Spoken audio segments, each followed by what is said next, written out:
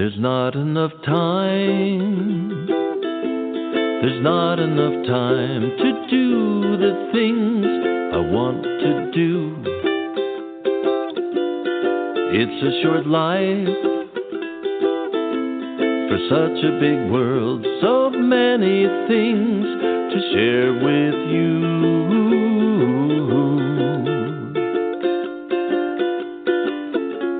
We got a bit lucky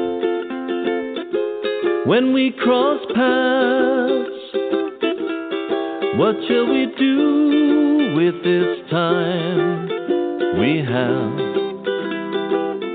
Did I know you before? It feels that way. Sometimes we have our deja vu. Maybe someday, in some future life, I'll say, hey, I feel like I've known you.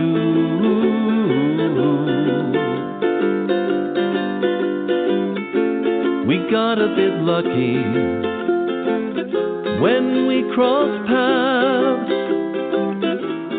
What shall we do with this time we have?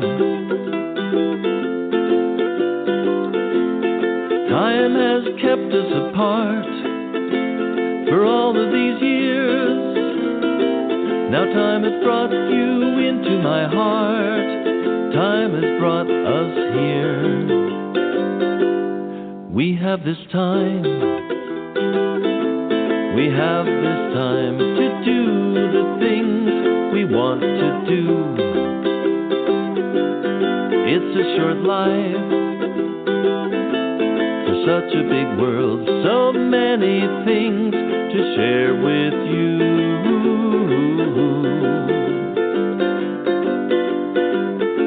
We got a bit lucky when we crossed paths. What shall we do with this time we have?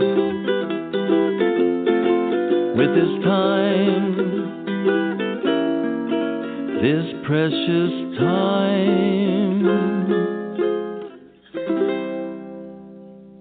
You're listening to Big Blend Radio Champagne Sunday Show, and you just heard Not Enough Time, and that's the title track to Tucson-based singer-songwriter Wally Lawder's sixth album, and it's all ukulele.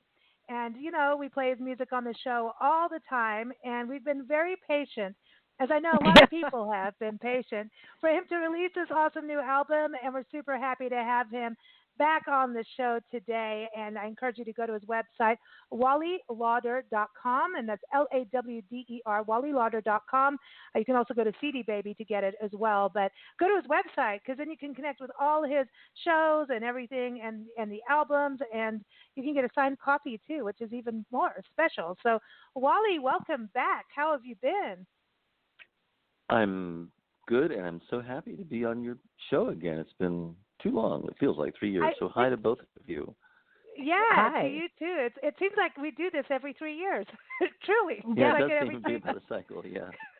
I know. I was laughing today because it turns out to be a show on Southern Arizona. It wasn't planned that way. It happened. And I was laughing because you and Mary Gravel and Eva and Jim Duzak, you guys were all at DeGrazia Gallery as our send-off show for the original start of the tour.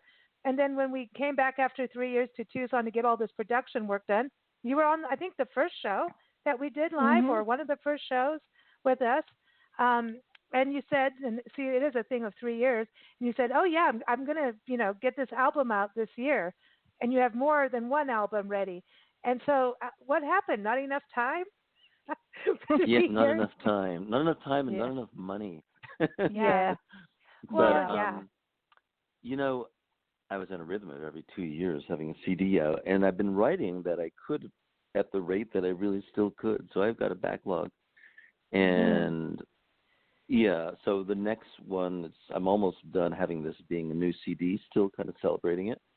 And then I'm going to start recording another guitar-based album, probably start recording it this summer, actually. Oh, very cool. So, very cool. Yeah. Yeah, so awesome. yeah, I'm going to make up for lost time. So there's kind of enough time. I'm not sure how that's working. Oh, but this is 6 albums is still a lot, and it does cost, and it's changed over the years of how to put an album out. There's the digital downloads, and I mean it's kind of like when you go to Different. put an album out, how like that to me is like that will make me drink more wine of how to do it. It's really challenging, honestly. I mean, challenge can be fun, but I remember when you you would call albums albums, and then they were called CDs. Well, now they're called albums again for the most part because we don't know how people are gonna get them. But now the big thing is streaming, and that is a challenge because it's hard for the performer to get their money back. So when you plan, when people want a new production, a new album for you, they're hoping for all this great production, and it costs money. So we have to get a little creative. And so that's it's a new world. Sometimes I feel like what has it been, 7 years? But you remember Austin Powers, and he was cryogenically frozen, and he came back, and the whole world was different. Yeah. But you can't imagine in 7 years. Just the whole marketing is different. But I'm very happy that I have made my production costs already on this album, which is because that was the big worry. And now I said, okay, well, I'm going to go do another album. Then the rest is. So this album that's has really good. this album has a simplistic beauty to it, and what I like about the ukulele, and this is the first full ukulele album, is that your vocals really shine on this with just it being very simple. And I know you have, the first one, you have a song we played, the title track, Not Enough Time. It's you, and then you also have other guests performing with you throughout the album. But there is this very laid back simplicity to it, so that you can grasp the song immediately. You're like that no matter what. I mean, like I say, you're a master storyteller. And Thank I don't you. care if it's ukulele or guitar or drum. I don't care what it is. You're going to send us to that place of the person or place that you're talking about or singing about. And I think it's really interesting with the ukulele because I think there's a strength to carrying that and pulling it off. What led you to go, I'm just going to do ukulele? I wasn't my plan. I was finally like, okay, well, you just got to go for an album. And I listed what songs might be on there, and so many of them, I was throwing in a few guitar songs, but so many of them were ukulele, which is really actually technically ukulele. But I thought, it's kind of weird to have like 8 or 9. So let me just go all ukulele or uke. And so, and I had them all written. And they were all new songs because I had a whole wave of just being very passionate about the ukulele. So I had all these new songs anyway. So I thought, and they're a little simpler to do, get the album out quickly. So, but what led me to ukulele, I still don't really know. It was just little bits of serendipity to liking it and playing it. It was coming up here and there. As always, George Harrison was my favorite Beatle, and so he kind of opened me up to that. And so I wanted to do something really sweet, and I really did. I'm going to say that word, and it's really easy to go there to that place on an ukulele in places that people can digest and like. That doesn't have to come out schmaltzy. It can just be genuinely kind of a sweet, kind of gentle thing. And I wanted to do an album like that, so that's kind of beautiful. And the songs are beautiful and tender. Thank you. They're tender. And Yeah. I think your range, your voice, has a range that a lot of people really would love to have but don't have. Yeah. You have a range of being able to go high and then really deep. Yeah. And within a couple notes that just surprises you as you're listening.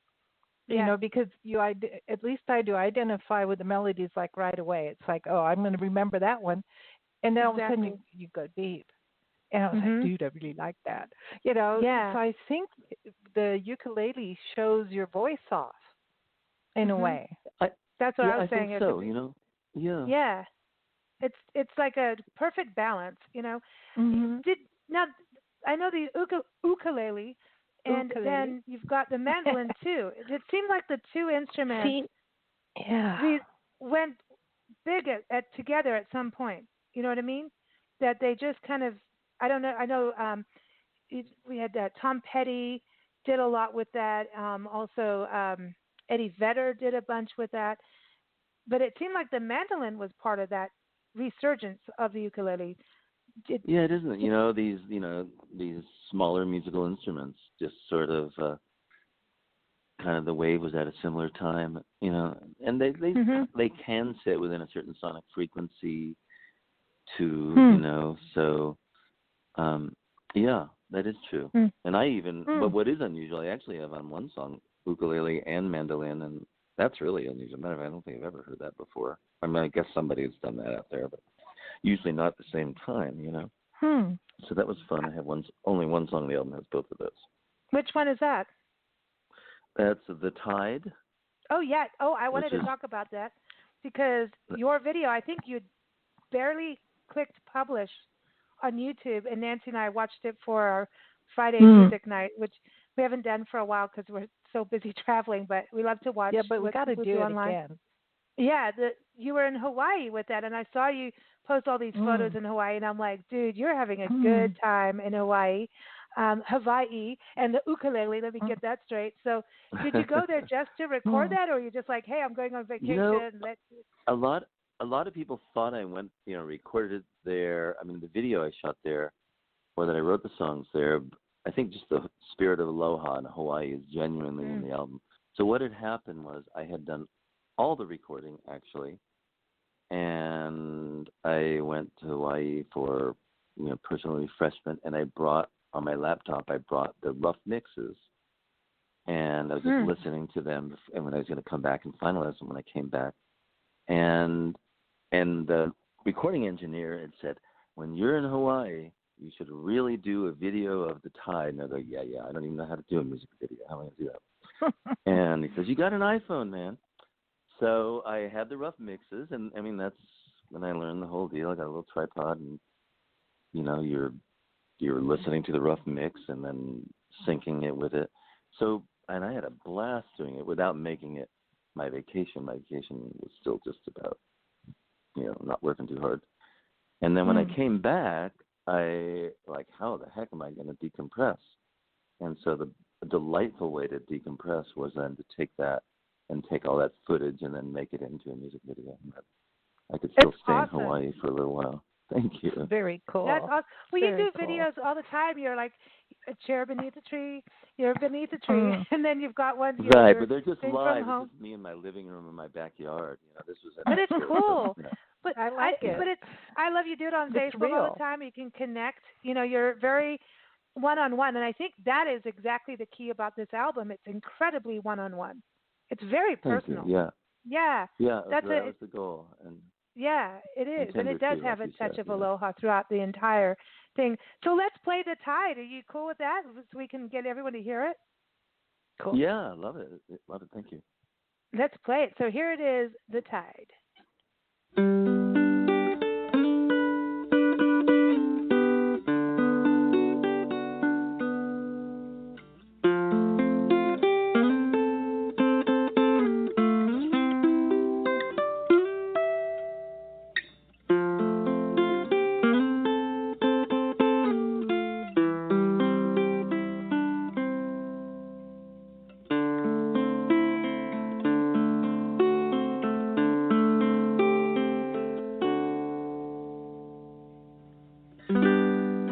There's a storm over the ocean,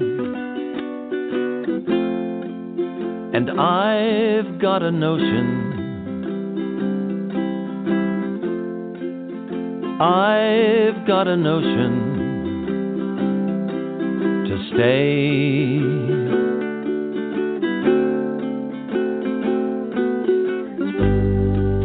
The pulling of the tide left me nowhere to hide, nowhere to hide today.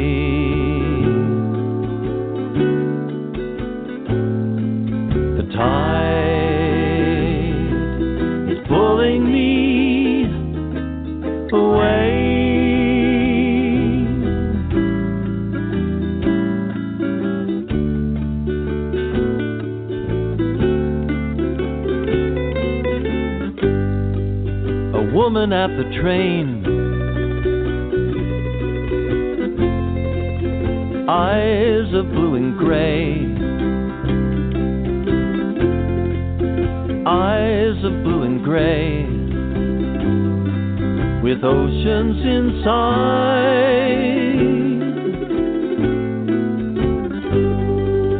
Eyes wet with sorrow. I wonder about tomorrow. I wonder about tomorrow. Today.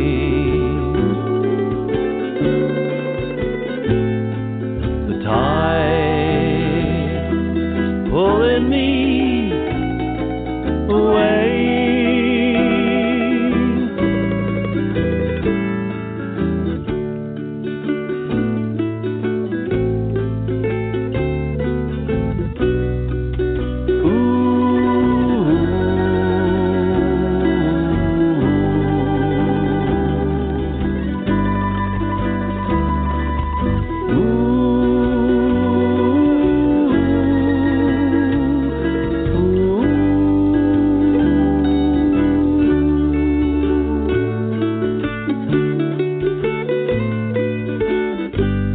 There's an ocean storm today. Waves of blue and gray. Waves of blue and gray. Cascading my way. Will I ever be the same? It's only wind and rain. Only wind and rain. Oceans blue and gray. Tide is pulling me away.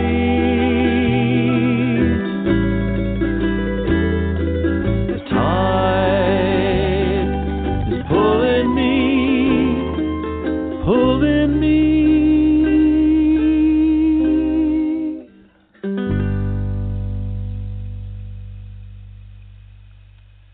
Everyone, you're listening to Big Blend Radio, and that was The Tide by Wally Lawder.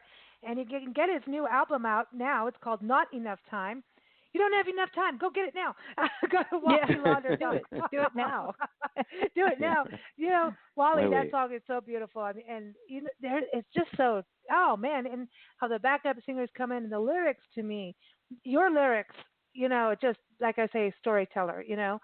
You know, eyes of blue and gray, and then you reiterate it to us, and then talk about, you know, the ocean in her eyes, and you can see it. You go on a visual trip with your journey. music. Yeah, Journey. Well, I trip out on Wally's music all the time. I'm sorry, Willie, but I do. And those it's like were all. you kind That of, was out of a real life. Those are real life eyes, real life ocean storm. I was in California on vacation and too stormy to drive back, so I stayed. And while I was there, I wrote that song, and I remembered these eyes that I encountered.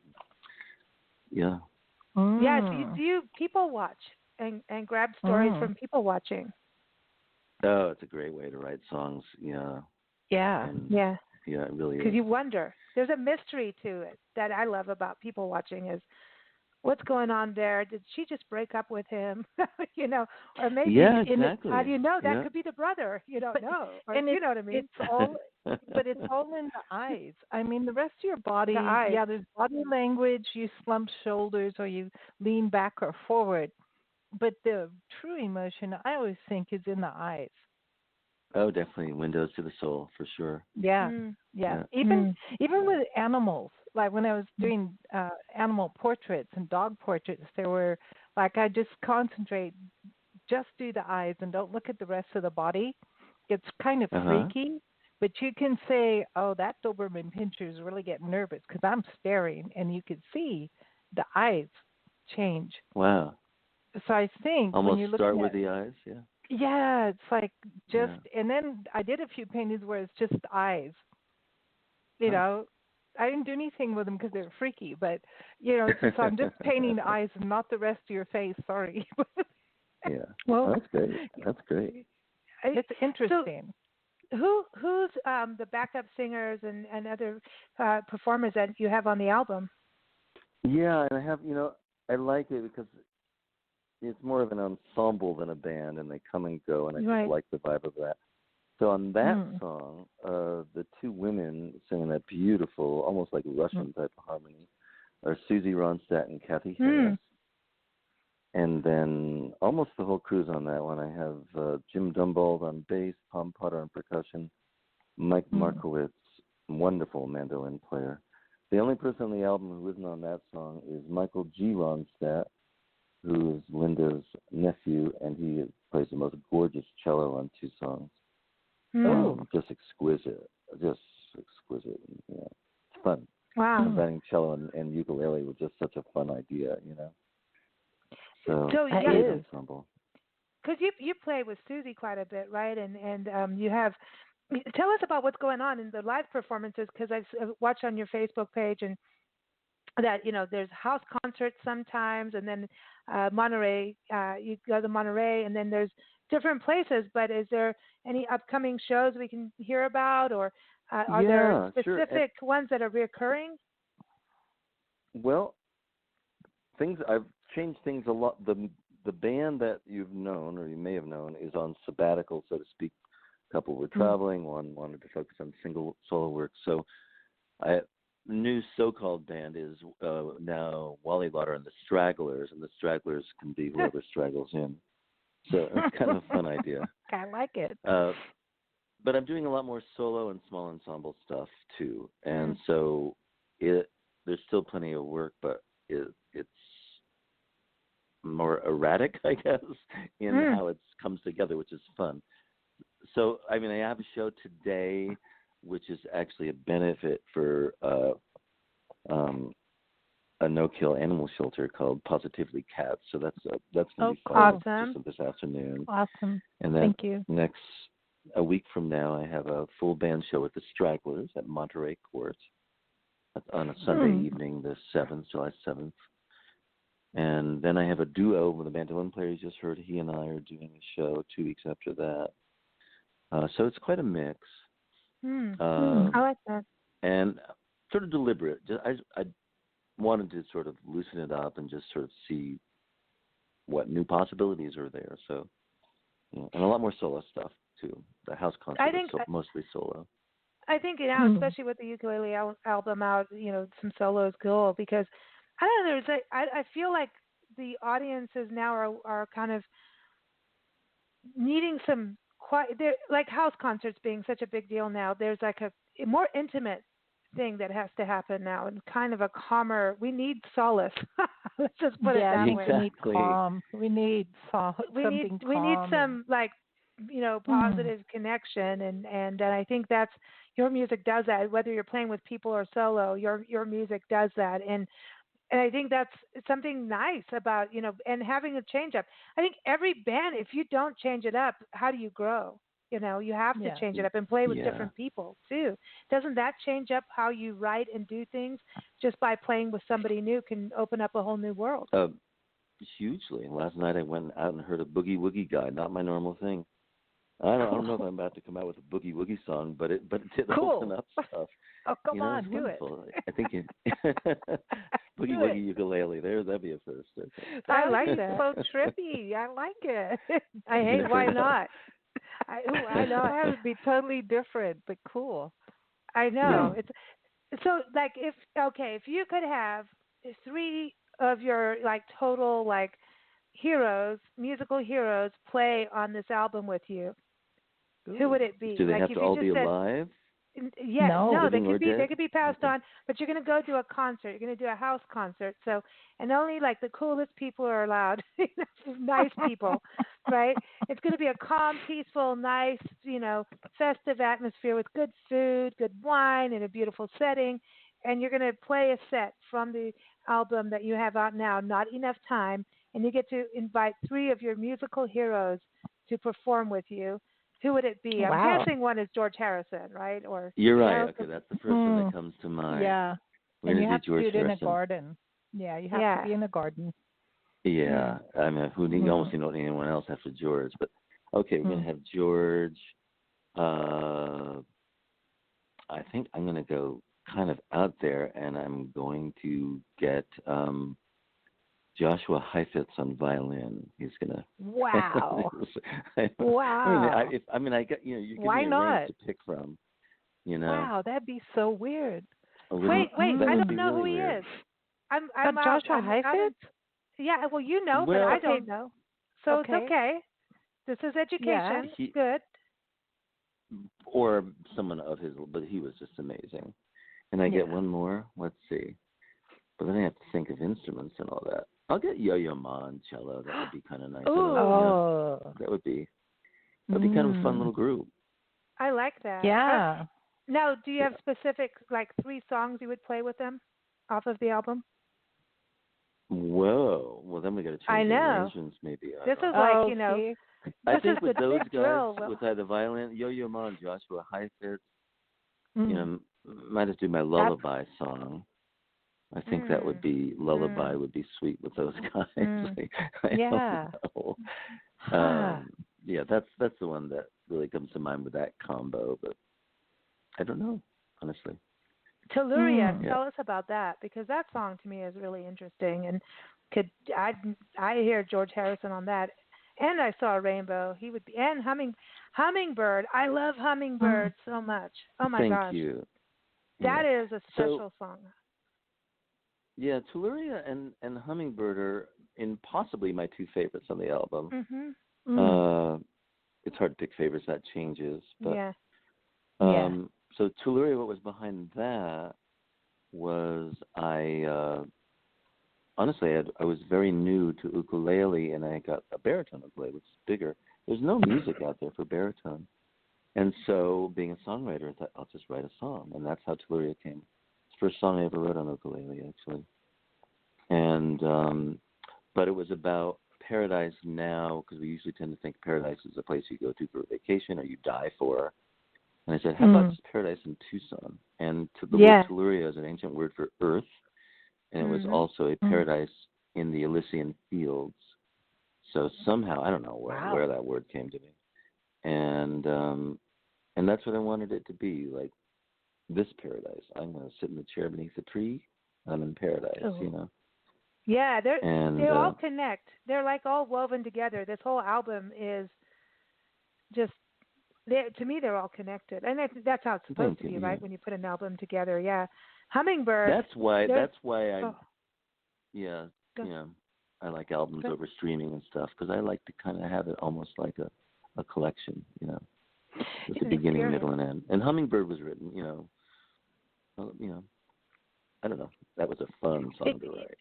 I get this feeling like your focus is on, because there's so much going on, especially in this country, that maybe you're just going to focus on one hummingbird in front of you, or one leaf that you're looking at, like one thing at a time, and closing off everything else. To appreciate what's in front of you. Yeah, one thing at a time, because then, we get so distracted with all these things that we half-handle things, where if we could focus on just one thing at a time, we could probably handle that one thing. But we don't have that kind of lifestyle anymore.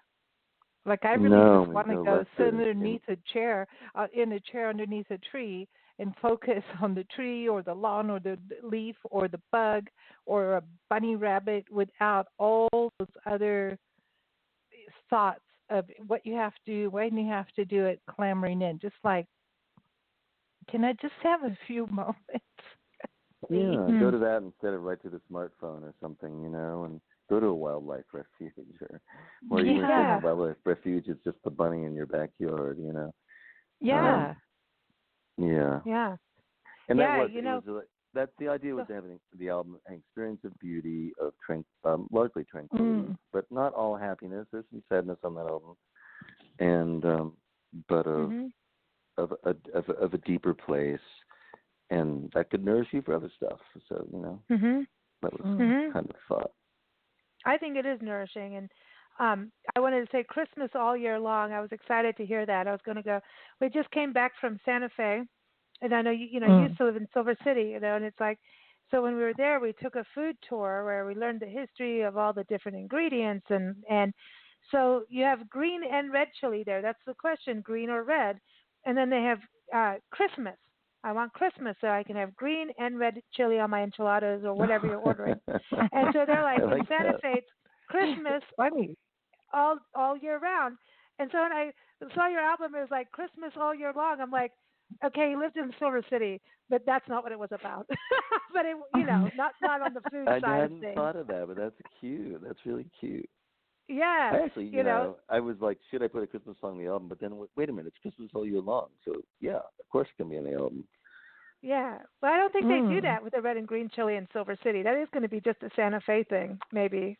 Yeah, I don't remember that. Them together. I've always seen either or, but why does it have to be either or? No. Exactly. Yeah. It's like, why not? Why not? Just do what it is.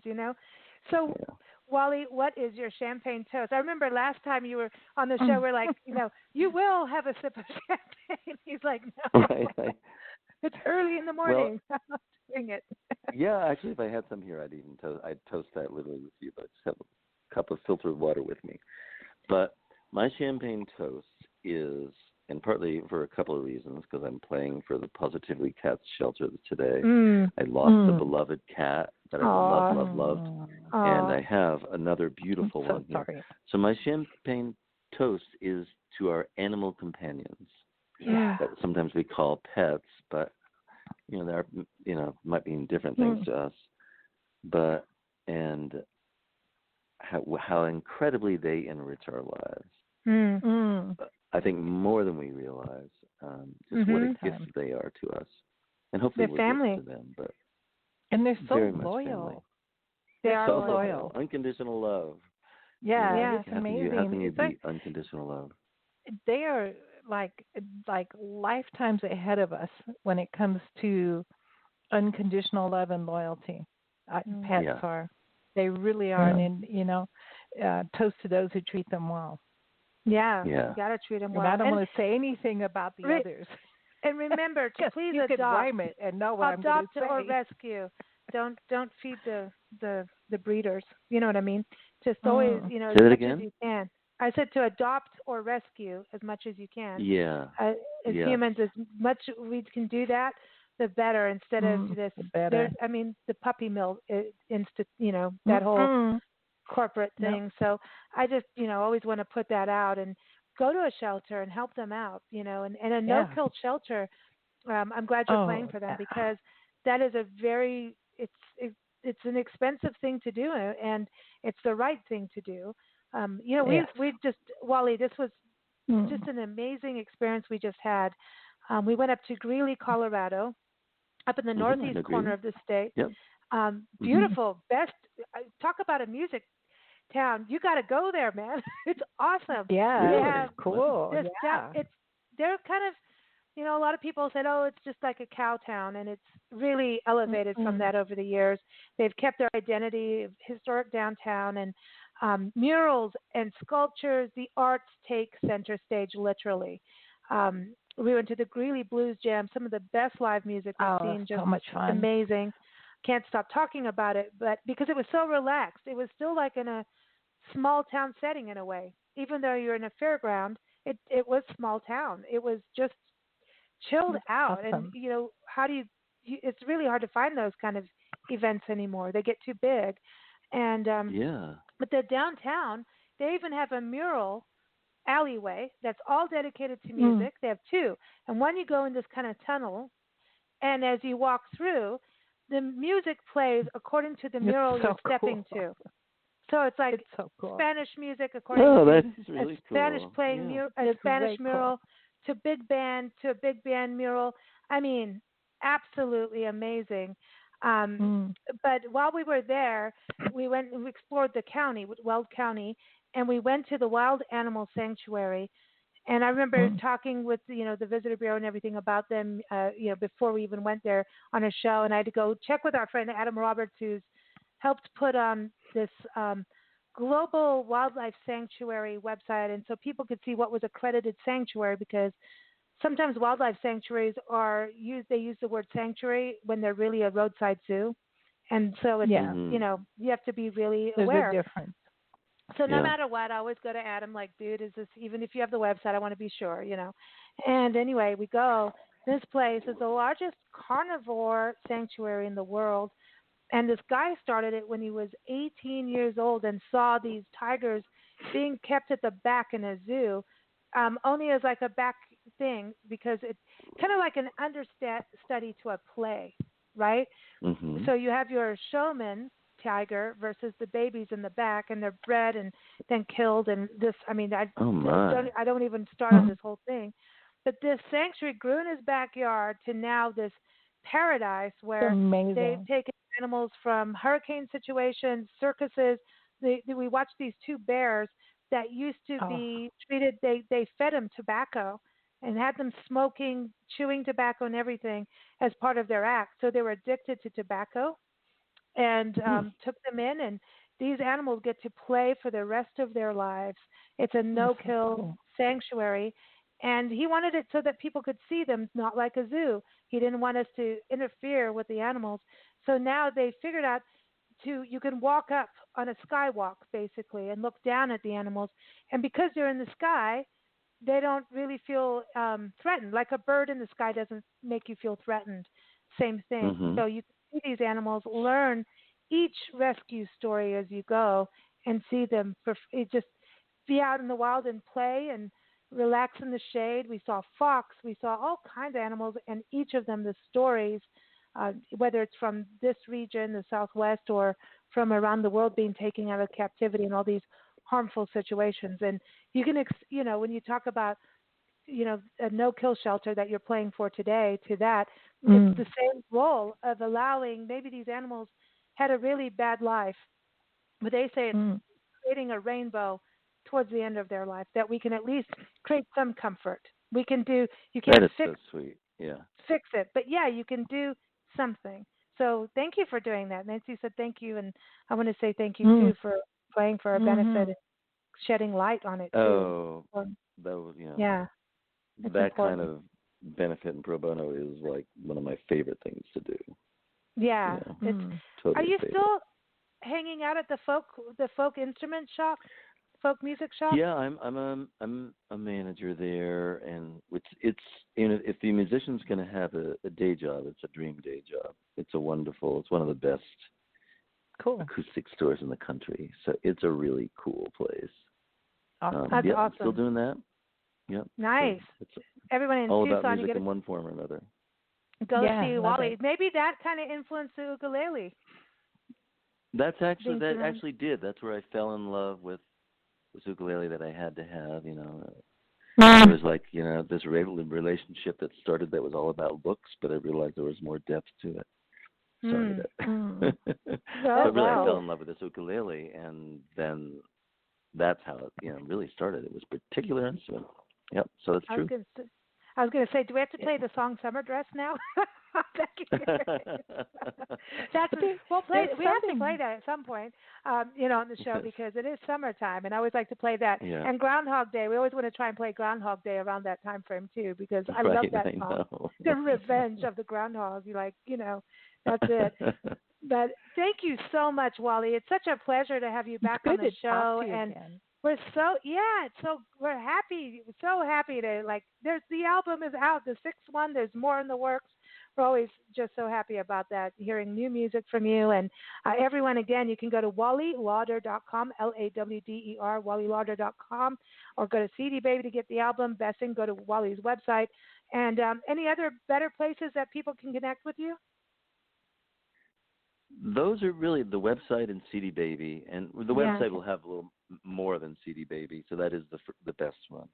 But those are really the ones. Yeah. So what song would you like us to close out your segment with? Because I've got Hummingbird, I got all these other ones, but it's up to you. This is your segment. We only get you every 3 years. Close Thank it out you. with Hummingbird, because it's kind of it's one of my favorites, and it's kind of unique. So sure. I love Hummingbird. And I want to give a shout out to the National Parks Arts Foundation for sponsoring this segment. And we made them the sponsor of this segment because we want Wally to go on one of their artist in residence retreats for a month and go create. I would love to. Yeah. Oh, well, you should. They have. No, I'm not kidding. Now hear this. I know when you were on the show last time we were talking about them, but check this out. You were still they pushing. have their own art B&B, so they have their own house now at the Hawaii Volcanoes National Park. 6 bedrooms, a recording studio. I'm just saying. Views of the ocean. They're putting in a dance floor. It is like you could go stay at the Hawaii Volcanoes for a full month, Wally, and create. And there's polyocular. Okay. Yeah. I will look after the show. I'll look into that. It's perfect. I'm serious. And, so really. We interview their artists, whether it's a photographer, a musician. We've had comics, cartoonists. We've had like every, all kinds of multimedia artists. I mean, amazing folks on our show through them with Hawaii Volcanoes. There's dry tortugas. You could be on an island for a month in the Florida Keys. You just have to take someone with you. You can bring people with you. They're like cool about it. There's up in New Mexico. There's Fort Union, and there's Chaco. See, I think you'd do well in Chaco for some reason. There's Gettysburg. Yeah. There's all. I mean, I'm just saying. But now I'm going to be playing a lot of this album on their segments when we interview the artists from Hawaii. So it's like I've got a whole new archive here, but here it is, everyone. Hummingbird, keep up with Wally at wallylawder.com. Thanks so much for joining us. It's a real treat. Thank you for the invite. I loved it. Thank you. Take care, man. You too. She's like a hummingbird. It seems she never stops. She likes to hover, attracted by a color shimmering in the sun. When we're together to be together, I like to fly with her, hover in the sky with her. It's adventurous, it's fun. Sometimes she needs to rest her busy wings, if only to dream of new songs to sing. Sometimes I'm like a branch on a tree, and she rests herself in me. And then she's off again. There's something fascinating, always something, a captivating something just around the bend. She's like a hummingbird, except that she is kinder, so much kinder. Often I will find her reaching out to a friend.